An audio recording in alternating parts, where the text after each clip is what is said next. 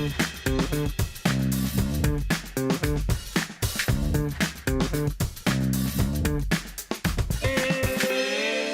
Italian, but I've been living in Brussels for a while, working for the European Trade Union Institute, working on youth issues, labour market and active labour market policies, social policies, particularly linked with young people and their transitions from the labour market to from education or unemployment or inactivity towards the labour market. I got involved in the STYLE project as an advisor, so it means that I have to comment and I have to discuss on the output of the project. I'm also involved in a very similar project, another European project which is called Negotiate, which looks at early job precariousness of young people. So because STYLE has such rich output, research output, so it will indeed feed into my research, my own research.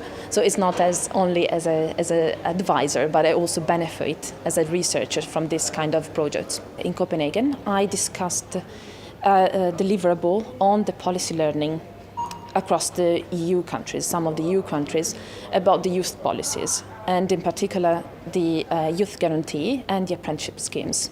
Well, the paper was definitely interesting. It was comprehensive, it was in-depth, so I think that this outcome of the work package was definitely very much interesting, particularly for policymakers. And indeed, I had some suggestions because as an advisor, I need to give some suggestions and bring up some of the challenges. And it triggered the discussions because it's definitely difficult to understand how the policy learning works in the different countries. Policies are implemented in a different way. The institutional structure is different. The challenges are different, particularly for young people across the European countries. We know that there are countries with different level of unemployment, with different level of education, skills challenges.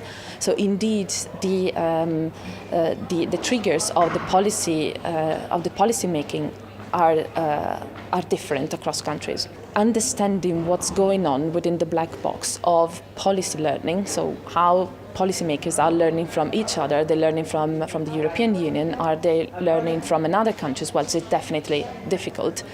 So I think that this paper brought up this difficulty of understanding what is really going on, but on the other hand, challenging this and tackling this very controversial but also a difficult topic is important if we want to foster policy learning across Europe, which is what at the European level, the European Commission and the institutions want to do.